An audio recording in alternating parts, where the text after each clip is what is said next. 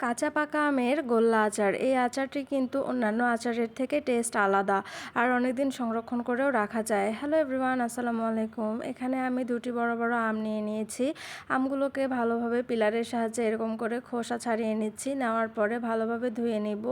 এই তো ধুয়ে নেওয়ার পরে এখানে গ্রেটারের সাহায্যে গ্রেট করে নিচ্ছি। আমগুলোকে কিন্তু একটু মোটা মোটা করে গ্রেট করে নিয়েছি আমি। তারপরে চুলার মধ্যে কড়াই বসিয়ে এই তো আমগুলো দিয়ে দিব। তারপরে এখানে সামান্য পরিমাণে খেজুরের গুড় দিয়ে দিব। আজকে খেজুরের গুড় এবং চিনি দুটোই কিন্তু ইউজ করব আমি এই আচারটায়।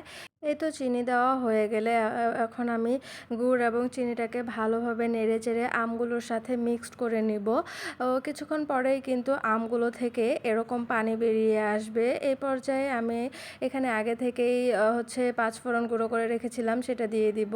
এরপর 1 চামচ লবণ দিয়ে দিব আর 1 চামচ লাল মরিচের গুঁড়া দিয়ে দিব। দেওয়ার পরে আমগুলোর সাথে এরকম করে আবারও ভালোভাবে মিক্সড করে নেব। চুলার পাওয়ারটা কমিয়ে দিয়ে কিন্তু এরকম করে 4-5 মিনিট কষিয়ে নেব। আর প্রিয়জনদের জন্য আপনারা কেউ বিদেশে আচার পাঠাতে চাইলে এই আচারটা বানিয়ে নিতে পারেন। তো দেখেন এখানে কিন্তু পানিটা অনেক ভালোভাবে শুকিয়ে আসছে।